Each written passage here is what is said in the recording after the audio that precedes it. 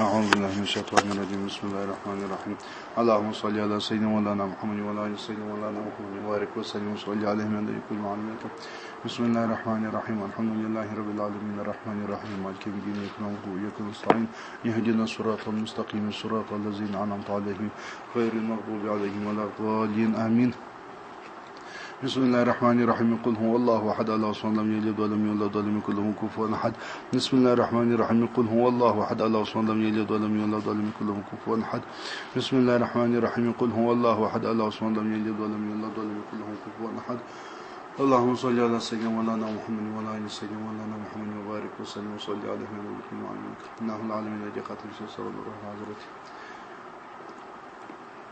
إمام ربنا صلى الله عليه وسلم بالله صلى الله عليه وسلم الشيخ صلى الله عليه وسلم من الفرات وزرق وزرق ونسيبك الزاد بركاته والأسرام والسك. بسم الله الرحمن الرحيم. اللهم الهمنا رشدنا وعزنا من شرور أنفسنا وارزقنا فهما وفهم نبينا حفظا ملائكة المقربين.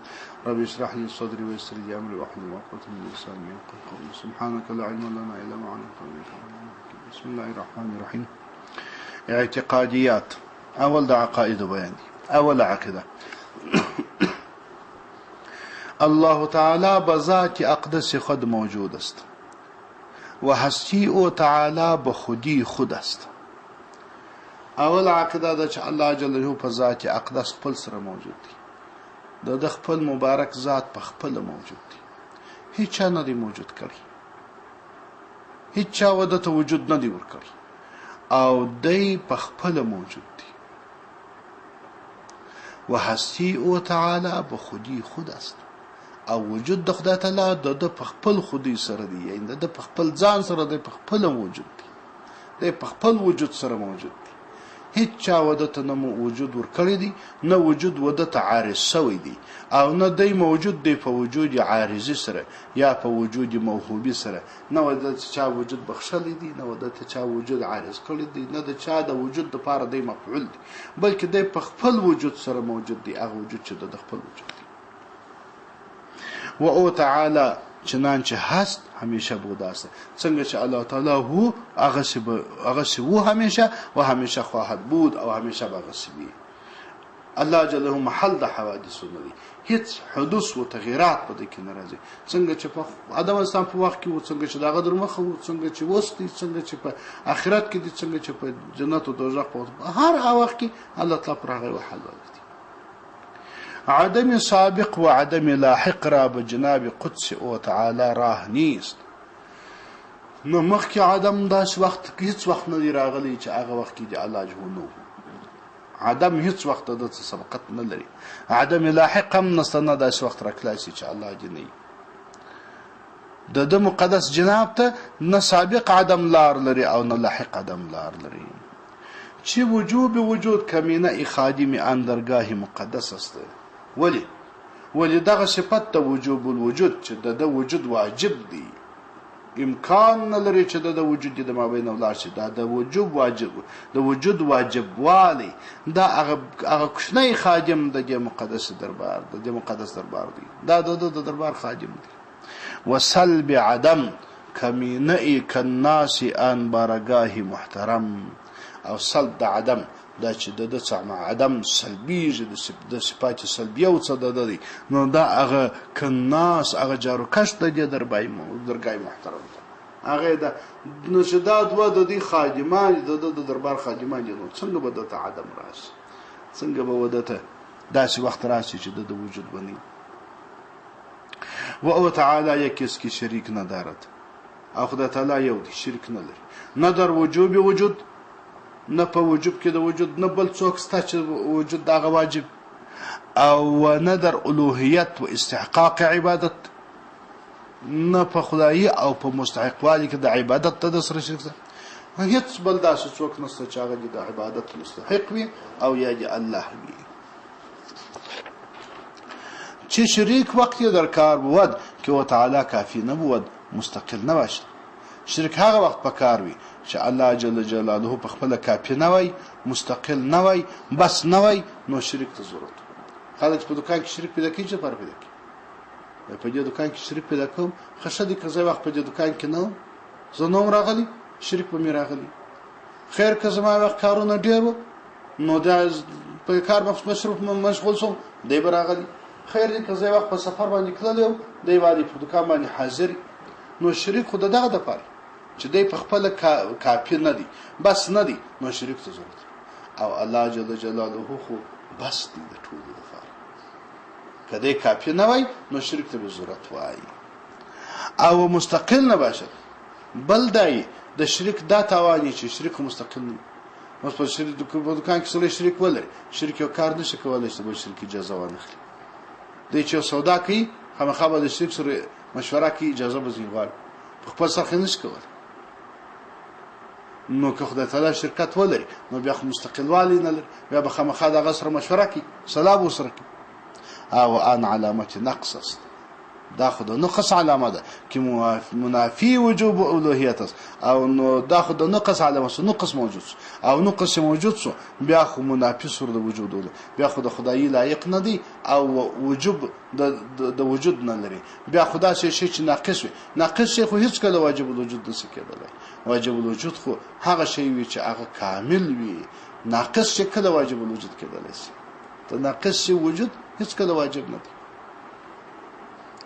و چون کافی بود و مستقل باشد شریک بیکار میماند و عبس می افتد او کلش دی کافی سو او مستقل سو نو شریک بیکار پاتې سو او عبس می افتد عبس پاتې سو نو کله هم کافی هم مستقل وي نو شرک به ضرورت چیست شرک نه چکی نو شریک بیکار سو عبس مؤنث علامه نقص دا علامه د نقص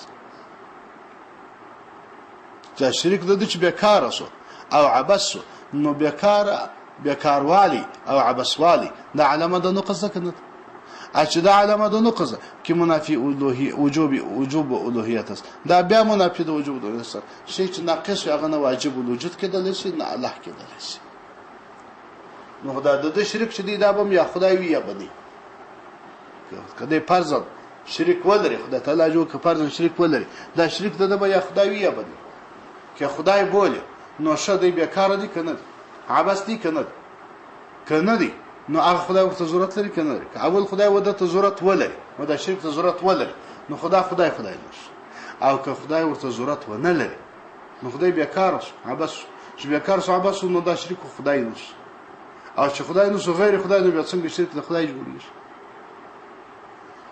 نادام علامه د نقطه چې منافی د وجود الوهیت سره پس اثبات شریک مستلزم نقص احد الشریکین گشته نو چې شریک تی اثبات کی خامخا به یو د شریکینو ناقص ثابتوي په یو کې به نقصان خامخا موجود وي کې منافی شرکت است چې هغه منافی د شرکت دی ولی ناقص خو د کامل شریک نشي جوړېدلی چې ناقص شو خدای نشو او چې خدای نشو غیر خدای نو د خدای څخه شریک کیږي پس اثبات شرکت مستلزم نفی شرکت آمد و آن محال است پس شریک باری تعالی محمد نو اثبات شرکت مستلزم د نفی د شرکت چې تا د شرکت ثابت کی چې تا دا خدای تعالی جو چې دی دا شریک دی نعوذ بالله یو څوک وایي دا پلان کوي شي دا الله شریک دا چې شریک دی ورته ثابت کی دا غستا د شریکوالي اثبات دا عین مستلزم دی نفی لره د شریک تبا دا شرک حتما نپریکه استکیب ولی هر چیز تا دا خدا تا شرکو بولی مقدمه ورتی شول کیش دا خدا تا واقع تا چا تا ضرورت لري که نلري که ضرورت لري خدا تا خدای نشو زکر ناقص شو محتاج شو او که ضرورت نور تا لري نو خو آغا شرک دا بیکار شو او بیکار شو بیکاری پا ځان کې نقص دی او شی چې ناقص شو هغه خدای لري او چې خدای نشو غیر خدای د خدای شرک کېدلی نشي نو شته فقط فیصله د اثبات د شرک وکي هغه ستاد د شرک د اثبات فیصله مستلزمه ده نه پیلره د شرک نو اثبات چې مستلزم سو نه پیلره د خود محالات وسدي نو شریک باری تعالی محال باشد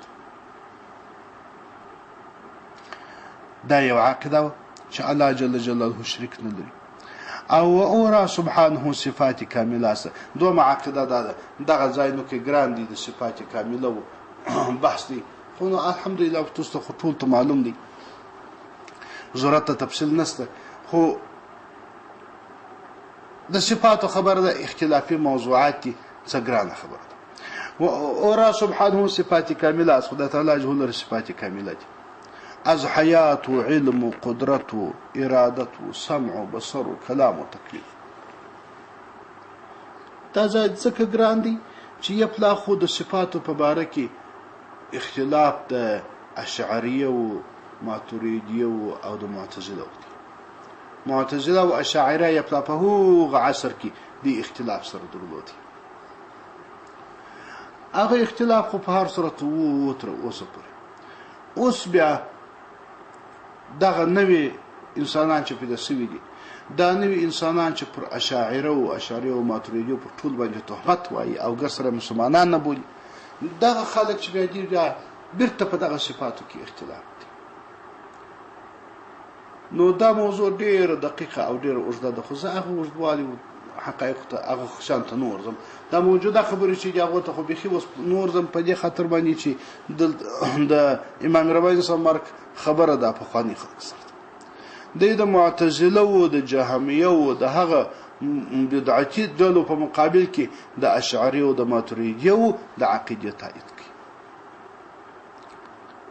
دغه عقیده حاصل او خلاصه ده دي چې الله جل جلاله صفات دوه قسمه دي، یو صفات حقیقیه دي، یو صفات غیر حقیقیه دي.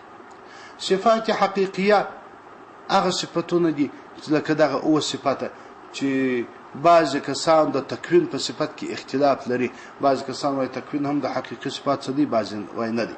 دا اوخه یقیني دي، دا اتمی اختلافي دي چې یو حیات دی، علم دی، قدرت دی، اراده د سمع او بصر او کلام، دغه هغه یقیني دي، تکوینی اختلافي دي.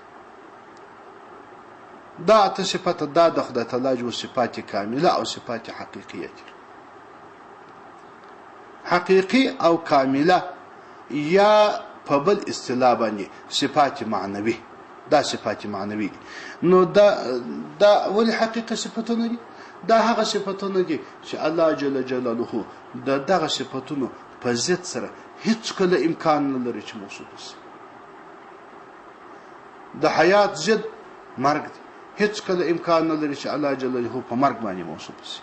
د علم صفات ضد جهل دی، امکان نه لري چې الله جل جلاله په جزئی ډول یا په کلی ډول باندې په جهل موصوف شي. قدرت ضد عجز دی، هیڅ کله امکان نه لري چې الله جل په عجز باندې موصوف شي. دغه اراده د اراده مقابل غیر اراده یا جمادیت امکان نه لري چې الله په موصوف شي. سمع او بصر د سمع صفات ضد خو عادي کونوالی دي، د بصر صفات ضد روندوالی دي، او د کلام صفات ضد ګونګیوالی دي. هغه باندې امکان نه لري چې الله جل موصوف شي. تکوین یعنی موجودات پیدا کول، تخلیق، دا ټول هغه صفاتونه دي. ویني تخلیق جلا شي دي، تکوین جلا شي. تکوین یعنی کائنات جوړول، کائنات او عالم پیدا کول، دا هغه اختلافي صفات دي. دا صفات حقیقي دي. پاتې چې نور صفاتونه د خدای تعالی جوړ، نور صفاتونه بعضي انتزاعي دي، بعضي صفات افعاليه دي، بعضي صفات سلبيه دي. د خدای تعالی جو ټول صفاتونه هغه دغه یا به سلبي صفات وي، صفات سلبيه. الله جل جلاله جوهر نه دي، الله جو عارض نه دي، الله جل جلاله کم کیف نه لري، الله جل جلاله جسم نه دي، الله جو جهت نه لري. د دې قسمت دغه صفاتونه چې نه لري، د چې نه پکې کې دا صفات سلبيه دي، یعنی دا شان مطلوب دي د خدای تعالی جو. دا صفات چې دي دا خو صفات نه دي، دا خو سلب د صفات دي. په علمي اصطلاح باندې خو نو دا صفات نه بلل کېږي، دا خو سلب د صفات دي. نو سلب د صفات خو صفات نه دي، یعنی صفات دي نعت د پکې دلای شي، اما دا خو چې معنا د دې سلبي ده، نو دا خو هغه د نقص استکول دي د الله جل. دا ټول راجي دي منزه والی د تنزیه چې د منزه د نقایص د افاس دي. دا خو بیان د نقایص دي چې دا نقص نسته، دا نقص نسته، دا نقص نسته. نو هغه صفات حقیقیه نه دي، هغه صفات سلبیه دي. سلب خو ضد دي د وجود کنه. او نور صفاتونه چې بیا دي هغه به افعالیه دي. افعالیه صفات چې بیا دي هغه بیا په ضد سره دغه هم خدای ته موصوفه کېدلی شي. الله جو خالق دی ویلی چې خدای ته خالق دی دغه شي. خو داسې شی چې بیا دا شی همګردی او هم دونه قدر دغه شی بیا خالق نه دی، هغه شی نه دی پیدا کړی. په ما خلق سره د الله جو صفات کو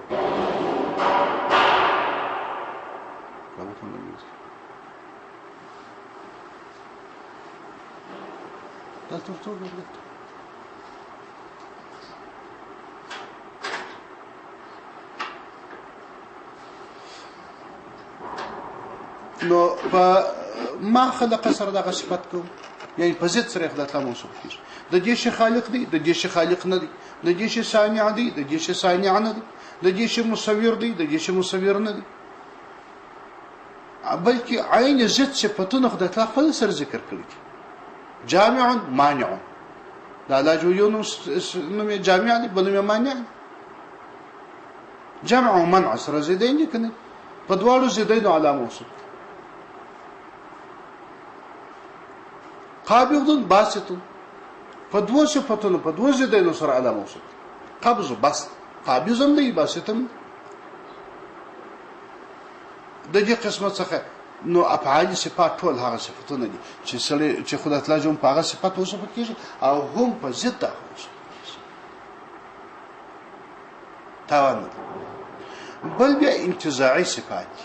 انتزاعي صفات بیا هغه صفاتونه دي چې هغه په حقیقت کې راجع و دغه او صفاتونه دي، لکه وس خالق صفات دي، دا اوس مثلا انتزاعي بلل شي، ولدا فرع د صفات تکوین دي یا فرع د صفات د اراده دي. اول هذا قص ټول صفاتونه، نو صفاتونه یا انتزاعي دي یا صفات سلبیه دي یا صفات افعالیه دي. حقیقي صفات هغه صفاتونه دي چې دغه او صفاتونه دي. دا ولې حقیقي سول او ولې دا نور غیر حقیقي دي؟ د حقیقي د نوم وجه چې دا هغه وجه ده چې دا امکان نه لري چې د الله جل جلاله ذات کې بغیر له دغه صفاتونو څخه متصور سي، یعنی بغیر له دغه صفاتونو څخه موجود سي. د دغه صفاتونو استقلال د الله جل ذات څخه غیر او یو خو تصور عقلی دی، عقلی تصور خو جلا شي دی.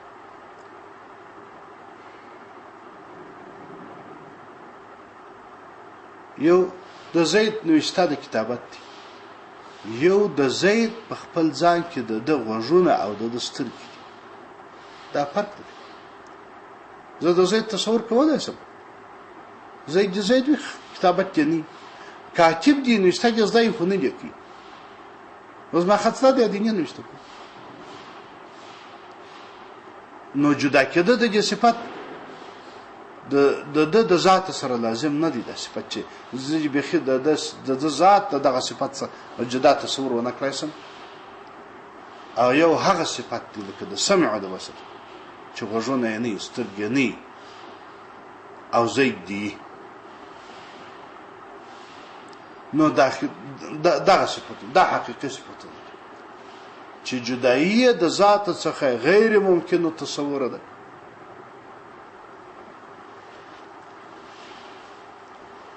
نو تفصيلات خو ډیر دي، خو ټول په دلان وخت نه ځایږي. خو راځو دلته چا کوم خبرو ته ضرورت واغه خبرې وکړو. نو وای و ان صفات ثمانیه را صفات حقیقیه ګویند. دې اتو صفاتونو ته صفات حقیقیه وای، حقیقي صفات دي. ولی حقیقي په دې معنی چې جدایي د ذات څخه امکان نه لري، نشي جدا کېدای د ذات څخه. کې قدیما او دا صفات قدیمه و در خارج موجودا بوجود زائد بر وجود ذات تعالی و تقدس. دغه ځایونه ګران دي. اسی ظاهری خو موږ په کتابو کې نورو کتابو کې ویلي خو اسانه مستسمه نشي. خدا په حقیقت کې ډیره ګرانه خبره ده. د دې خبرې او حقیقت ته ځان رسول ډیره ګرانه ده او ډیره لویه د اعتراض نقطه چې د نن زمانه دا مبتدعه بلاوی بولی عرشی چې بولی خوارج بولی سلفیان بولی عرشی چې بولی خو دغه چې دا پر ما اشعری او ماتوریدی او اعتراض کوي پر دغه نقطه کوي.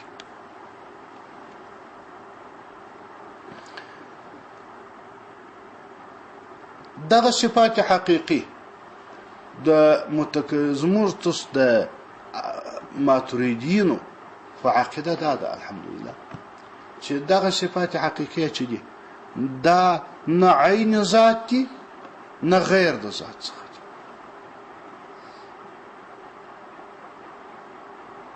دا عین ذات د خدای تعالی هم نه دي او غیر د ذات څخه د خدای تعالی هم نه دي. جدا هم نه دي عین هم نه دي. وجود یې زائد دی پر ذات خدای تعالی جل، یعنی هغه وجود چې ذات خدای تعالی په هغه وجود سره موجود دی. صفات خدای تعالی جل جلاله جلا وجود لري، ذات خدای تعالی جلا وجود لري. دغه معنی تفصیل ته راځم، ته د څه اعتراض مې را باندې کوي؟ تفصیل ته راځم. جلا زید دی چې پارس په دې ظاهري اشاره کې مثال وای، زید دی عالم دی.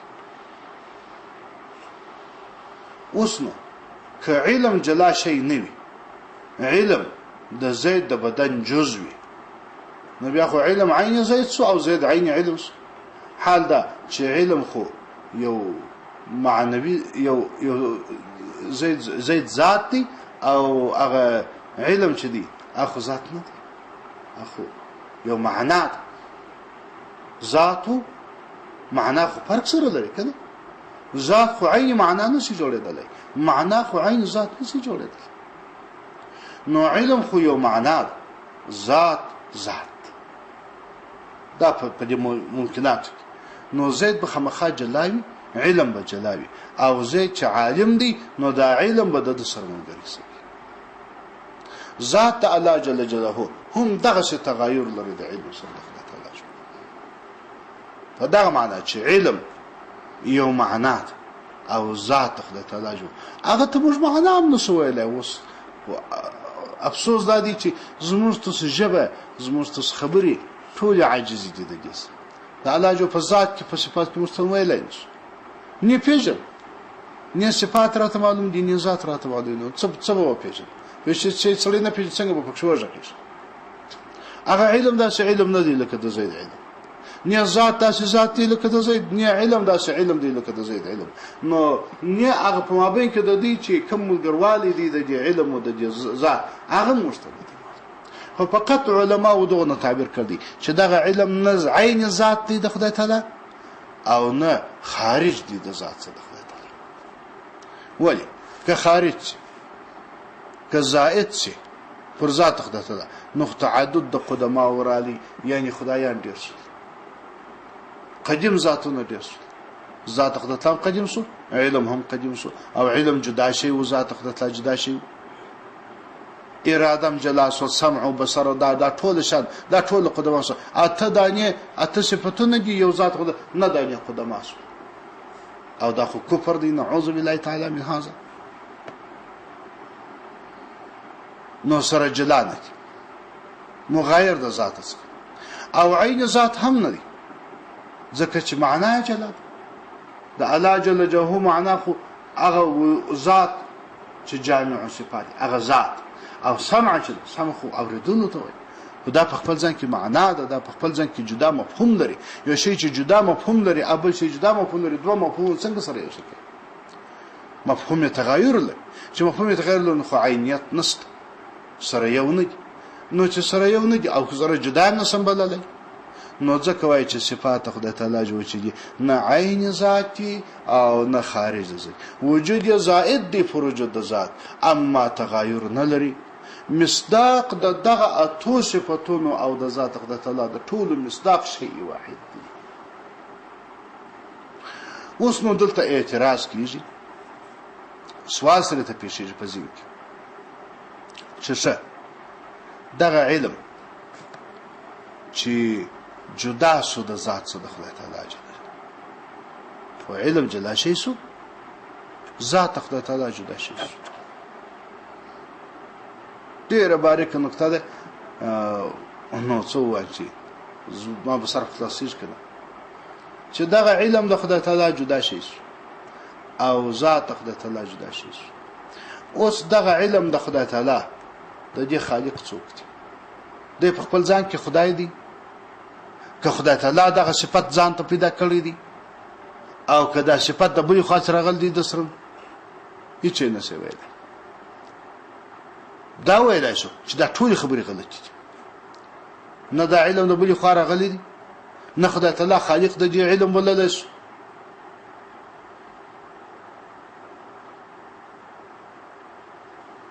ډیره مشکله خبره. خدا د سره څه اعتراض غلط دی. دا شان سړی په ځین کې پیښیږي نو چې پیښیږي دفع یې دا غلط چې دا اعتراض د سره څه غلط دی. دا اعتراض به هلته وای د دې اعتراض دفع علماء په دغه کړی ده چې دا دی غیر د ذات څخه نه دی.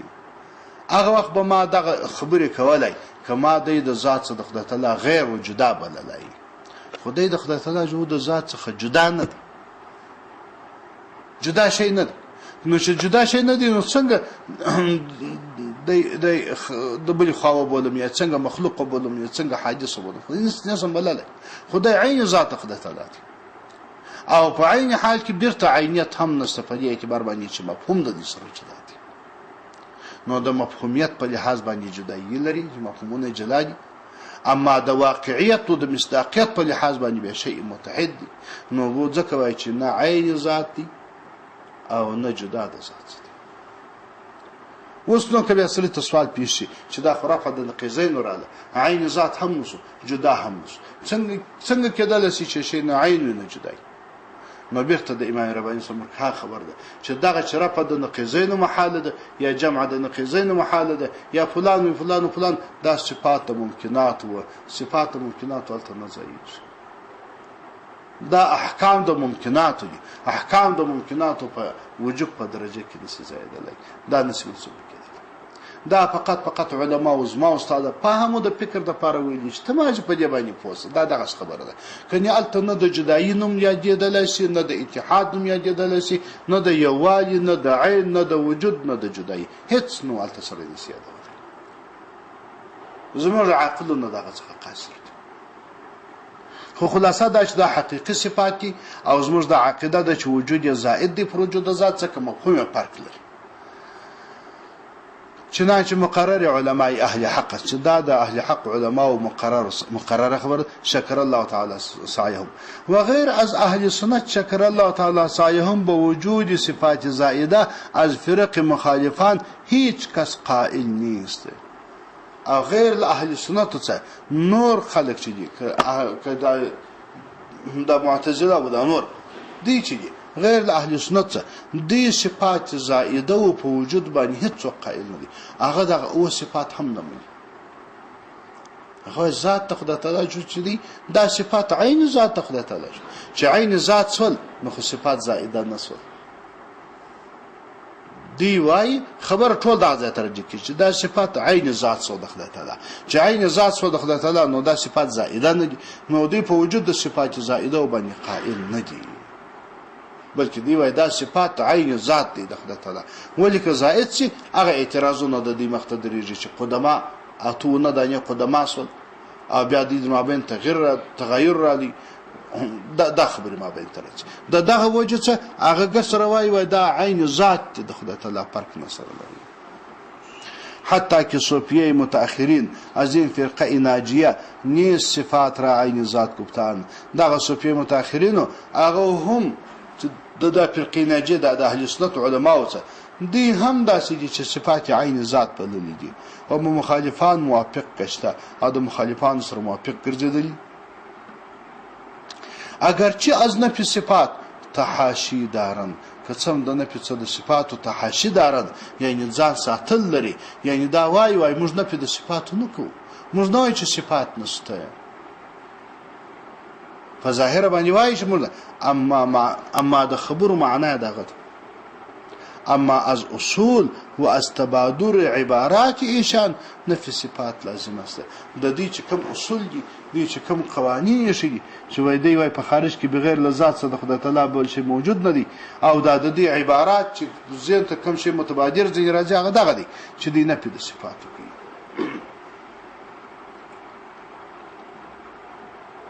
نو اوس صفات ذات خدای تعالی خبر خونو کې ګرانه. الله جل جلاله قرآن کریم کې فرمایي بسم الله الرحمن الرحیم واعلم ان الله على كل شيء قدير. واعلم تپوسه ان الله قد تعالی جل جلاله على كل شيء پر هر شي باندې قدیر قدرت الله. ته په دې باندې پوسه دا زدکه چې الله جل پر هر شي باندې قدرت لري. یعنی قدرت و الله ته ثابت دي. د قدرت صفت و الله ته ثابت دي. ته په دې باندې پوسه الله امر واعلموا ان الله بكل شيء محيط بكل شيء عليم. مطلب دا او صفاتونه ټول د خدای تعالی ثابت کړي. وای ته په دې پوسه چې الله جل جلاله محيط دي، الله جل علم لري، الله جو قدرت لري، الله جو دا شان ثابت کړي او ما ته امر کوي ته په دې پوسه چې خدای تعالی دغه شدي. نو چې الله جو اثبات صفات کوي نو خو به مست خدای تعالی سوي چې وعلم ان الله موجود. پوسه چې الله موجود دی دا چې الله جل جلاله خپل ځان ته خپل صفت اثباتوي نو خدای صفت په خامخا مغایر شي د ذات څخه د خدای تعالی چې ثابت دي. که عین ذات خدای تعالی ذات او ذات خدای تعالی څنګه ثابت شي؟ یو معنا دا چې وعلم ان الله الله چې الله که خدا معنا نه د خدای تعالی صفت اثبات کی وعلم ان الله على كل شيء قدير. الله پر هر شي باندې قدرت لري، قدرت یې ثابت کی الله. نو که شی مغایر نه وای مغایر شي چې نه څنګه ثابتي؟ نو موږ مجبور دا وای او اهل سنت وای دا خو مجبوری دي شوی چې صفات خدای تعالی عین ذات نه دي. اوس کې خارج د ذات څخه بلی جدا ولې د ذات بیا هغه توانه چې تعدد قدمه او تعدد خدایانو راځي. نو ته به دغه درجه وای چې دا نه عین ذات دی نه جدا د ذات نه خارج د ذات. خو بیا د دې تفصيلات مخکې امام رباني سمر کړو چې د دې داسې مثال مستثوي دي لکه هغه نقطه جواله، هغه نقطه هغه سکرواټه چې د لرګي پر سر باندې د سکرواټه یا د پنکچ سرخي یا د لرګي پر سر باندې سکرواټه د او داسې سرخي دایره جوړه. او اوس دغه دایره چې ده دغه نقطه یا دغه سکرواټه دا نه خارج د دایره څخه د عین دایره نه عین دایره ده نه خارج د دایره نه داخل د دایره. دا صفاتونه ته موجود کېدلای نشي. دا تفسیر خو نه دغه تیر شوی دی.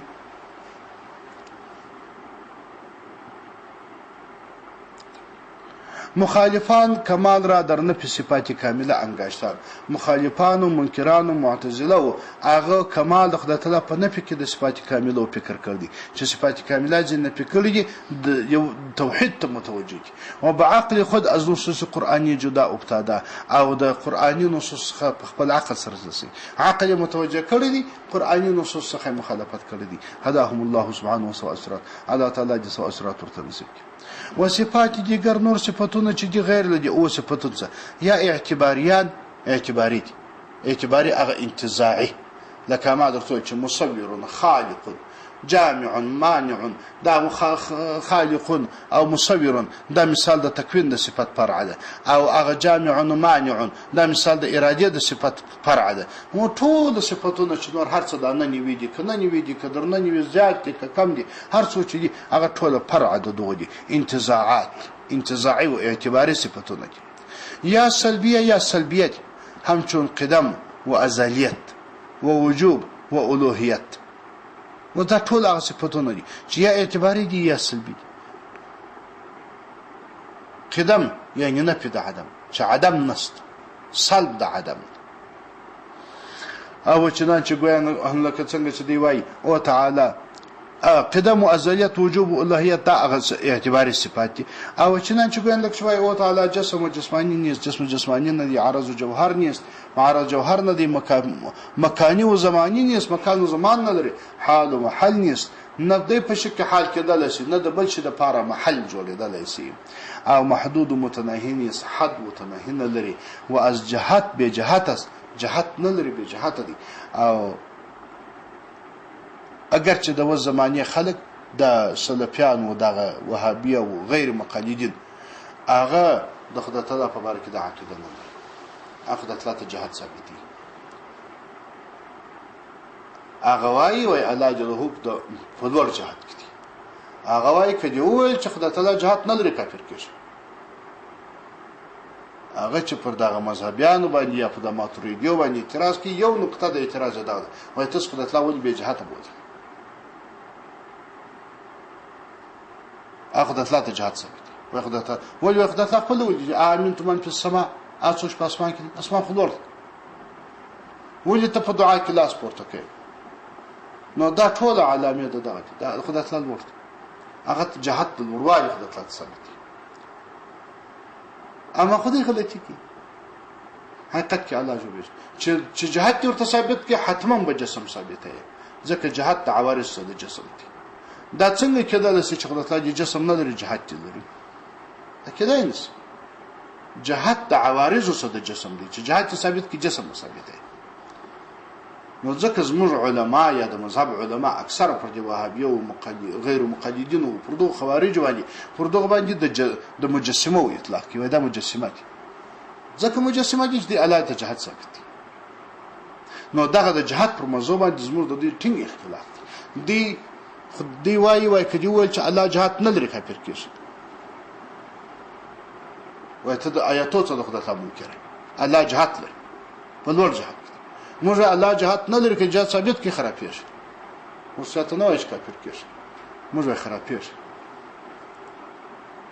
اخراب معنا هم لا تثبت پېښ اواز نسبت به نسبت د نسبت څخه هیڅ نسبت الته نشته تماثل او تباين او دهشت الته نشته لريوالي نزديوالي وچپوالي ورستوالي هیڅ نسبت نشته کفاءت و مثلیت از جناب قدس او تعالی مسوب است نه هیڅ څوک د کفه کېدل شي نه هیڅ څوک د مثل ليس كمثله شيء ولم يكن له كفوا احد نه کفه څوک نه مثل دستا او زیدیت و نیدیت دران حضرت جل سلطانه مفقود او نه لا ضد له ولا ند له نه مثل لري نه ضد لري او از مادر و پدر و از زن و فرزند پاک و مبراست لم یلد ولم یولد دی او لم یکن له صاحبه ولا ولدا نه صاحبه لري نه ولد لري نه شذ لري نه اولاد لري نه مور پلار لري که اینها هم امارات حدوثا دا ټول د حدوث علامې دي او مستلزم نقص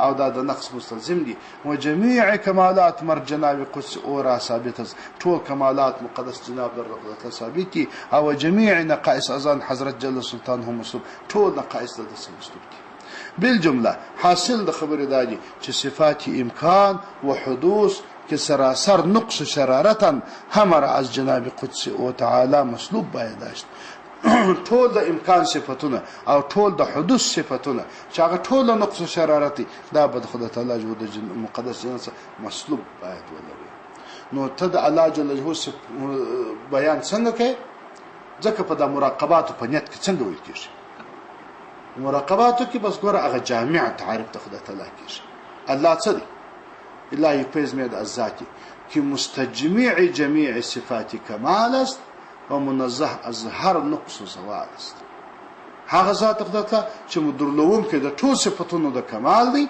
او منزه د هر نقص و زوال دی د هر نقص و زوال څخه منزه دی دا هغه تعریف دی د خدای تعالی جامع و مانع چې هیڅ صفت د خدای تعالی نور د صفات نه دي صفات سلبيه اعتباريه حقيقيه انتزاعيه ټول پکښ راځي د الله جل جلاله د ذات تعریف څنګه دی د الله تعریف دی چې الله هغه ذات چې مستجمع جميع صفات کمال است منزه ظاهر مخصوص نو ځکه په مراقبات کې دغه تعریف انتخاب شوی دی چې دا ټول بحث لره د صفات جامعه دي اللهم صل على سيدنا مولانا محمد وعلى ال سيدنا مولانا محمد وعلى اله وصحبه وسلم.